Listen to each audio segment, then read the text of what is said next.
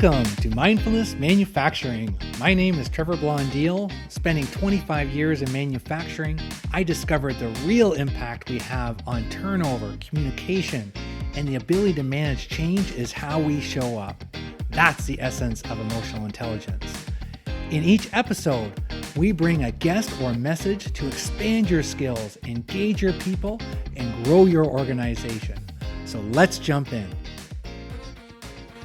One of the analogies that someone mentioned to me this week was keeping your 2 feet planted on the ground, and no matter where they are, that's where you need to be. And that is part of mindfulness, of just showing up where you are, being present with the one that you're with. And we want to connect on more than just the task in manufacturing, because if you want to get the task done, the underlying connection is your relationship. And oftentimes in the mornings, we may ask for something and just start going without even just checking in with that person on where we are. And that whole ability to build community and collaborate is a skill. I need to bring an expert in on today. And I got Thom Singer, who's going to help us walk through today. When we're inside those 4 walls and we got all these tasks going on in manufacturing, Thom, how do we build that collaboration, that relationship? Well, I think we have to remember that all opportunities in our life are going to come from people, and we can't look at people as some sort of a cog in the wheel. We have to look at each individual as a person who has their own stuff going on. And when you can stop and be present and realize who you're with, your odds of building a relationship with that person are much better than if you put everybody in one bucket. So even when I start in the day, what are your tips on the fact of, hey, I've got this task on my mind and I've got 5 other ones, and I just sometimes forget to just connect with that person because we got to get stuff done in manufacturing, Thom. Any ideas on that? Yeah, I think you have to remember, kind of a little bit of the golden rule. How do you wish people in business treated you? I talk to people all the time who feel that they're not seen within their company, inside the 4 walls, as you say. They feel invisible to their coworkers, to other people in different departments. And so if you feel invisible, you have to find a way to make sure that you're leading by example, make sure other people feel seen. And so if you're working on a project and you're under a deadline and there's other human beings involved in getting this project done, are you seeing each of them as the individual that they are? And remembering that everybody comes to work with their own stuff. And so we have to step back and not make it about ourselves, but have a curiosity about the other people. Yeah, there's underlying stuff that we all have going on. And my whole old practice of just telling people to leave it at the door doesn't really work as well as I thought it was. I just ignored it. And if that doesn't come natural, because it wasn't natural for me, because I really like just to get stuff done and be that driver. And I was working towards that promotion and really thought that was the way. And now if I was talking to my former self, just reminding that, hey, it is the relationships. If you want to build them, dialogue's the foundation. So if I don't naturally do that well, Thom, how do I make a connection? Well, you bring up a really interesting point. And some of this, I think, is societally generational. Hey, leave your problems at the door. Leave your good stuff at the door. Leave your personal life at the door. You're here to work. That was what we were taught in my age group when we first got into the workforce. That's what the baby boomers were taught. I'm a Gen Xer, but that's what the baby boomers were taught. And that's certainly the way the greatest generation of people looked at it, right? They showed up at work. They were there to work. And, you didn't necessarily talk about your family or problems or what the issues were that you faced outside. Society has changed. I think that we no longer are living in silos. I think you show up as a whole person, and you should expect other people to show up as that whole person. So you can't just say, well, that's too bad that you're dealing with aging parents. If you work on a team, whether you're the manager or not, and someone is dealing with issues with their kids, with their spouse, with their parents, if you're not empathetic and understanding that this person might need to be late to work, or this person might need to go somewhere at lunchtime, then you're going to be in this situation where people are leaving. And I know in the manufacturing industry, the Great Resignation is hitting them really hard because people are like, I'm not going to put up with this BS. And it is what it is. I talked to somebody the other day who was a little bit older, and he goes, I don't like these younger workers. They want, all of this stuff. And I'm like, well, great. Do you want to have employees? You got to meet people where they are. Yeah, I saw a graph of 2030, the baby boomers are like going to be 9% of the workforce, and you can just see that growing aspect. So that whole aspect of the other conversation I had with the plant manager this morning was around, hey, sometimes when you get with some of the staff outside of the office, it's like so open and vulnerable, and hey, we can really work well together. But when we flip back in, it's like a different face. It's like a mask of just the work mask, and that's all there is. And what are you seeing as far as like how are people integrating more of that home life to work life and making that the same? So consistency is a huge piece to building trust. So if you show up one way at work, one way at home, one way when you're at a ball game, one way when you're in the bar, one way when you're at church or your faith community, I'll tell you what, you aren't going to be trusted. You're not going to be able to build relationships. People expect you to be the same person everywhere you show up. And in today's world, you don't get to put on those masks. You are who you are. And people respect bosses who are more vulnerable. So I think that you have to be, if you want to be successful, you can't live behind these silos that I think we did a generation ago. And what if the feeling is still at this manufacturing plant that I'm at, it still has that feeling of don't show all your weaknesses? Like, what's the motivation to take that risk if nobody else is doing it? Well, I think from the standpoint of a manager from that organization is, do you want to have employees? Do you want to have people who are recruiting the best people in?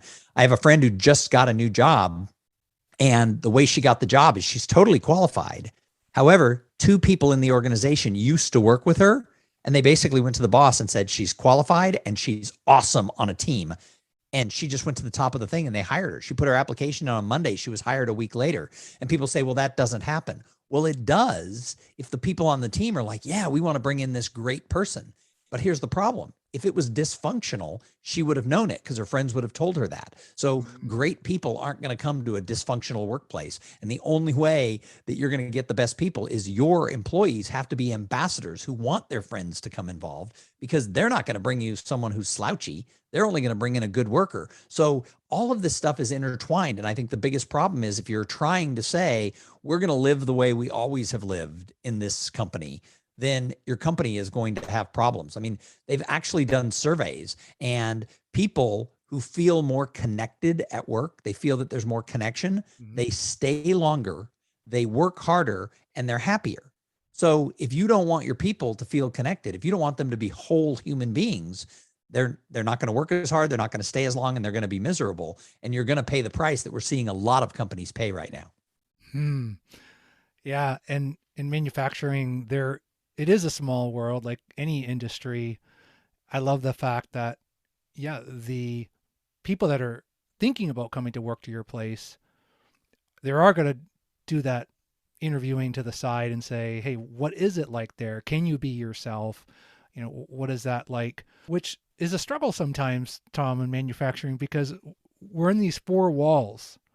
And even if we start to build those relationships internal, it's like there is no outside world. It's just this one plant.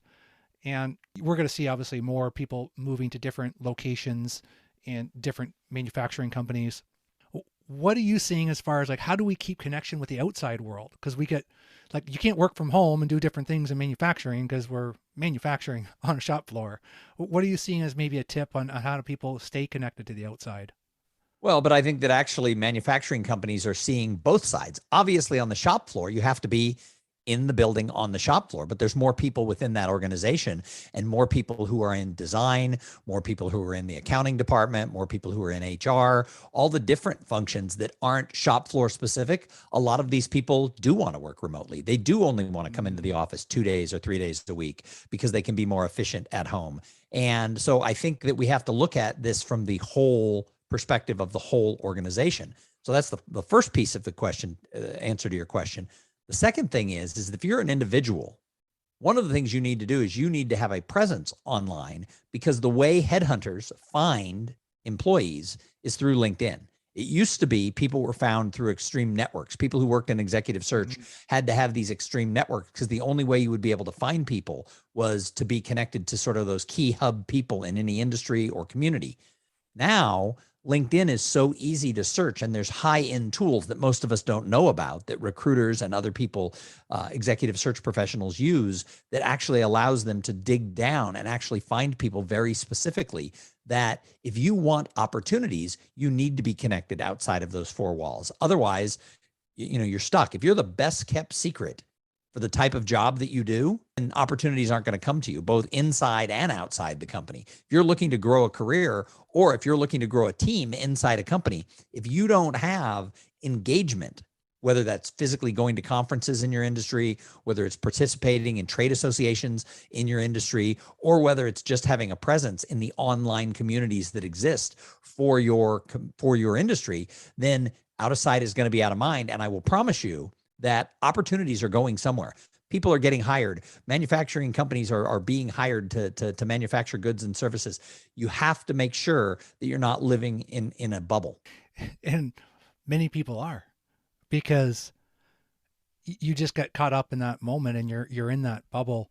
As an owner or as the senior leader, I don't want people leaving, but it's like anything else. We know that when the competition is higher, it makes you better. So if your people are on LinkedIn more, yeah, they're going to be seen by other employers, but that's probably going to push your plant to up the game on community and what you're doing, because it's like, okay, there's more people active. I'm going to lose them. So what do we need to do inside these four walls so that, hey, you're going to go on LinkedIn and I'm not worried about you leaving, because you're just going to be posting stuff about how great we communicate here and how you can be yourself. And maybe that's a way to actually not be in the mindset of lack, that, oh my gosh, too many people are on LinkedIn, I'm going to lose them, but abundance in the fact of, good, my people are on LinkedIn and they're going to talk about how great it is, and maybe we'll attract more people here. So I remember going back 20 or so years when LinkedIn first came in. I remember running into managers who would get mad at any employees who had a LinkedIn account or who were active on that, because they looked at it that LinkedIn was simply a place to go look for a job. That is not the way it is in 2022 and 2023. LinkedIn is a business community platform.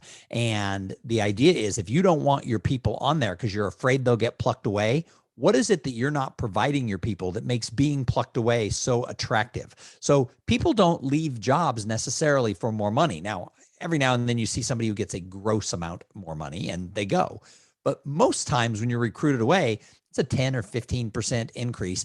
People don't usually, according to all the surveys I've ever read, leave for a minor piece of more money. They don't go after a little bit more. They leave a place that's not giving them opportunities, or where they have a manager who doesn't see them, who's not allowing them to grow and not providing them with a chance to feel fulfilled. That's why people leave. You could put every employee out there and get them super active in your industry, attending conferences, networking like crazy, building the reputation and brand of your organization. And if the person feels seen, if they feel challenged, if they feel appreciated, and if they feel well compensated, they're not going to go. I work part-time as in the executive search world, and a lot of people we call for amazing, like C-level jobs, who are already in that, or maybe one step below what we're looking to hire. Many people don't even want to interview because they feel so fulfilled where they are.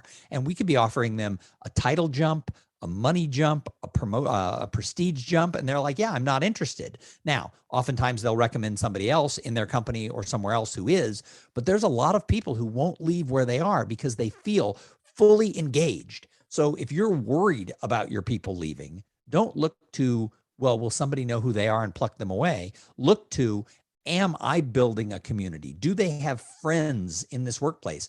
Gallup has done surveys for over 30 years that show that when somebody has actual friendships at work, they're more fulfilled and they stay longer. So are we cultivating that human side of business inside, as you put it, the four walls? Or are we making it a place where it's dysfunctional, where, all people think about is what they're going to do that weekend and they want to get out? So a lot of it has to do with, what are we building from a mindset perspective for the culture that we have? And are we building trust and accountability and human connection into the culture that we have? Oh man, I hope there's a lot of manufacturers listening to this right now, because we do want to connect the top to the shop floor, make it one community, look at our own behaviors on, what's a small adjustment we can make. And just by having that bigger picture of saying, hey, let's make this a magnet, right? Like people want to stay here. So you're talking to people about leaving. They're not leaving because they're saying, hey, Thom, we love it here, but they'll actually recommend other people within the organization.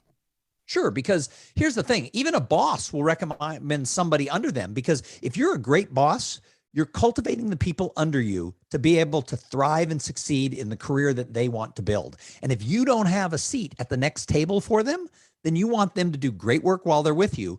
You want to cultivate them to be the best them they are. Then you want to help them find that next position. And sometimes that next position is with another company. And so often, there are people who are like, no, I would rather hold my people back. I mean, so many companies, I do training inside companies, as you do, Trevor. Mm-hmm. So many companies don't do personal development, career development training because they're afraid, well, if the people grow, they'll leave me. Mm-hmm. Well, if the people want to grow, a great boss helps them grow. A great manager knows what people want to accomplish, and they want to provide it inside their company. But the way companies work, it's kind of like a pyramid. Not everybody gets to get into that next level, right? There's less jobs. The higher up you go, that org chart, there's less jobs. So the reality is the best managers, they want to see that person achieve their best self, and they help them grow to that. And if that means moving on, then they help them move on. If they can keep them and find a seat for them at the table, then they do that. The people who work for places like that stay because they know their boss has got their back and trying to create a position for them, trying to help them grow, even if that means, hey, there might come a time that you move on. I gave a speech to a law firm recently, and I asked permission before I said this. And the younger lawyers were so thrilled that the partners agreed with me and gave me permission to say it. And I said, look, the way a law firm works, not everybody gets to be partner. And here's the other thing. Not all of you want to be partner. Some of you will go in-house. Some of you will start your own law firm. Some of you may move to a competitor. But while you're here, the partners you work for want to see you be fulfilled and be the best you can be. The associates were so charged up by that, because some of them don't want to be there in 5 years. They want to go in-house as general counsel or something along those lines. And it used to be inside firms, if you weren't on the partner track, you were passed over. Now, a lot of firms have, in the law firm world where I speak a lot of law firms have created non-partner track careers so that people can stay often 3-5 years, do great work, and then move on to whatever their next step is somewhere else, because they can't make everybody partner. So by embracing that with your company, by having the mindset that when you're part of a team, when you care deeply about the people who work on your team, sometimes the best answer for that individual human will be to go somewhere else because they can make more money, find more opportunity. Great. And if you let them know that I'm trying to grow you to be the best you can be, the little secret is they're going to stay longer. Oh, that is a secret. I'm having a hard time envisioning myself as running a plant and then someone calling me and saying, hey, yeah, I got a great leader. Maybe you want to talk to that leader, to her or him. I'm like, that takes a lot of vision and abundance and bigger picture thinking, because everything you're saying, Thom, makes total sense. But I got a few fears when I listen to you, because it's kind of like, whew, that takes courage and it takes bigger picture. Because I'm also thinking that when you talk to people that have left one manufacturing plant to another, and it happens all the time, there's not always good things said about the last place you were at. Yes, but here's the thing to think about, right? Is that if you help cultivate people, and if you know of an opportunity that's right for them, that helps them better themselves and their family, and you help them get it, what does that say to all your other employees? The boss has my back. The boss cares about us as people. So often I ask people, would you rather have a bunch of mediocre employees who are borderline blah in their enthusiasm for being there, but they stay, but they're not growing, they don't really care, they're not committed to you, and when they leave, they say bad things about you?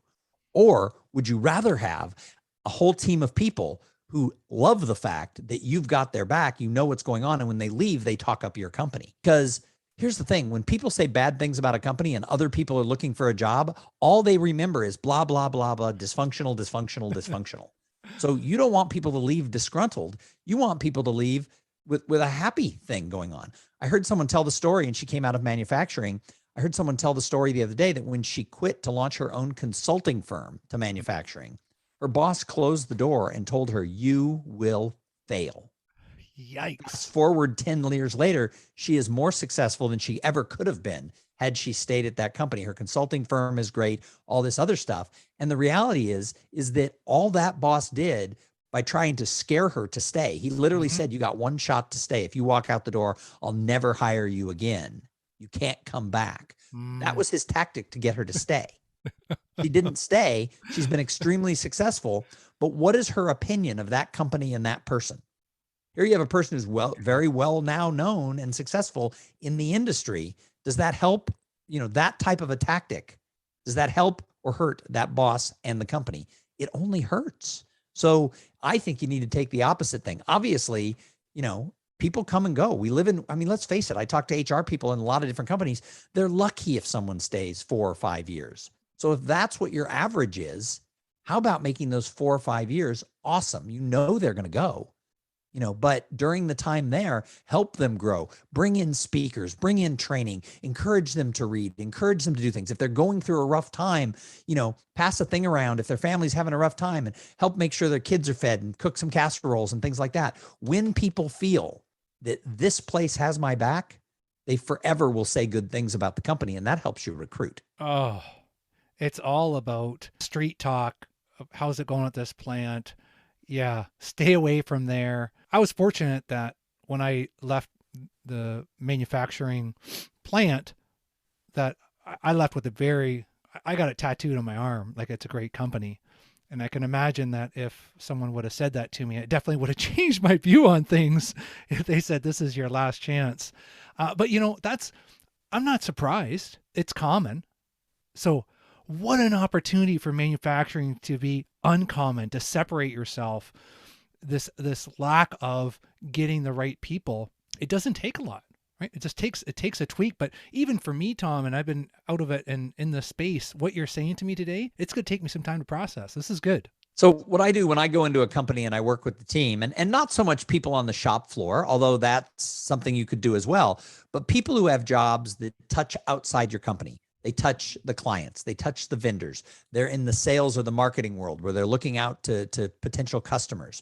What if everyone who had a semi or fully outside facing job, what if each person added 1 or 2 people this year to their inner circle, right? If they made a stronger inner circle of connections, if you have, let's just say you have 25 people who meet what I just said, and in the course of the next year, they each added 1 or 2 new connections to their inner circle in the industry, where they had people they could call if there was a problem. They had people who they were sharing best practices with. They had people in their inner circle who really mattered in your industry.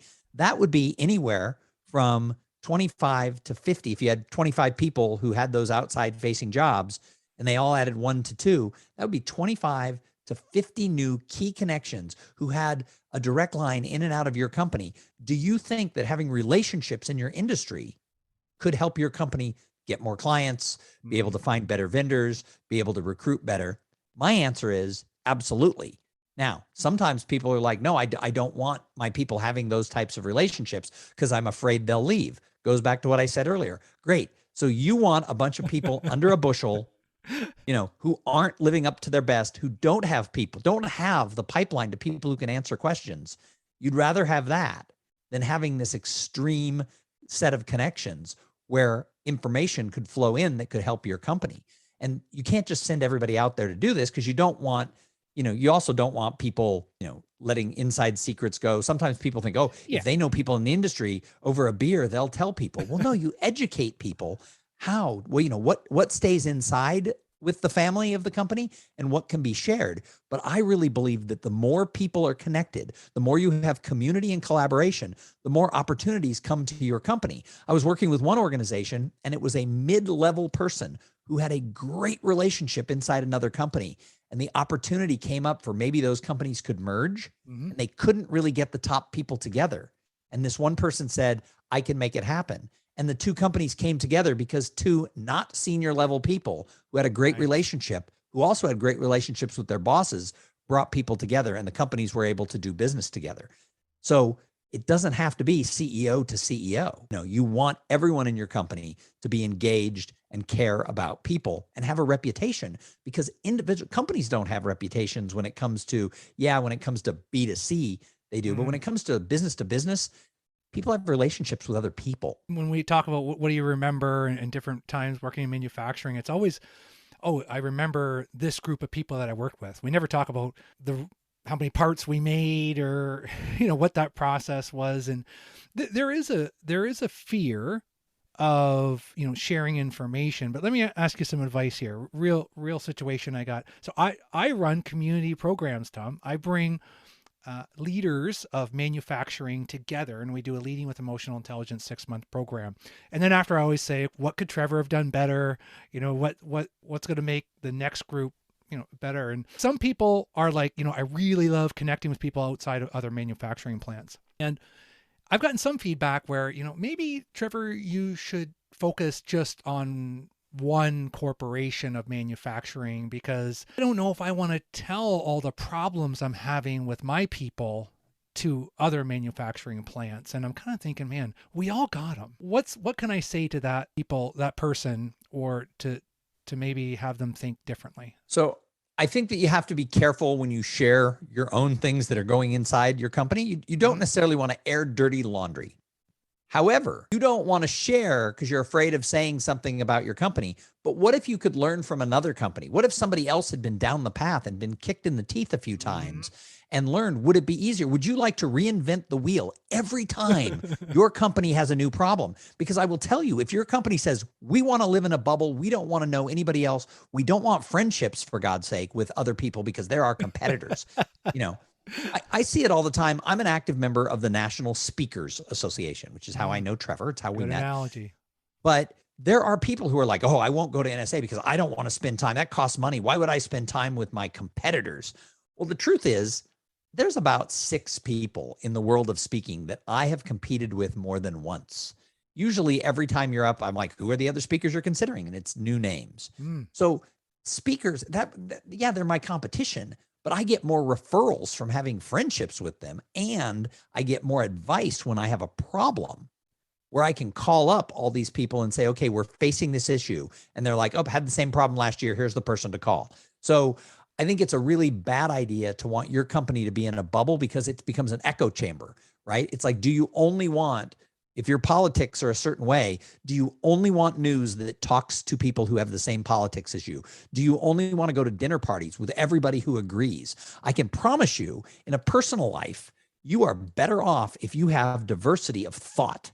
And I think the same thing is true for a company. And you can't get diversity of thought if you're just talking to your other managers.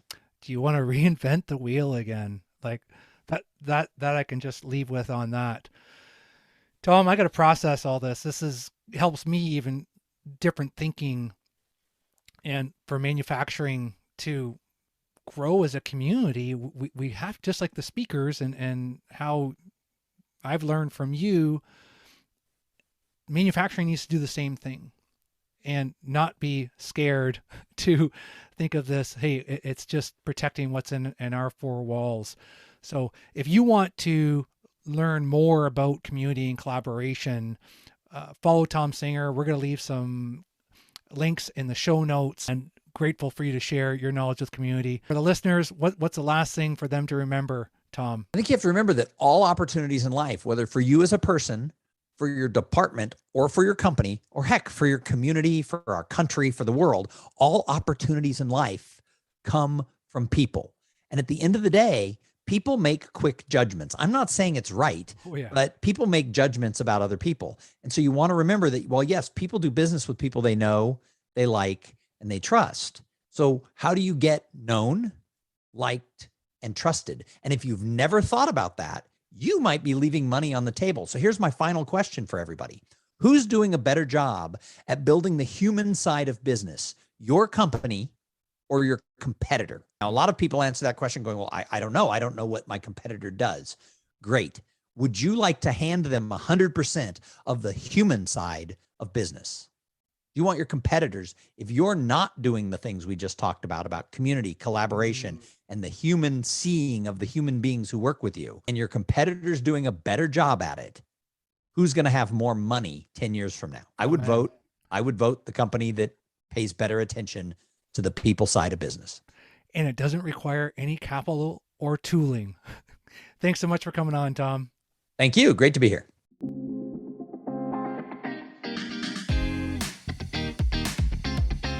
Hey folks, appreciate you taking the time to join us today.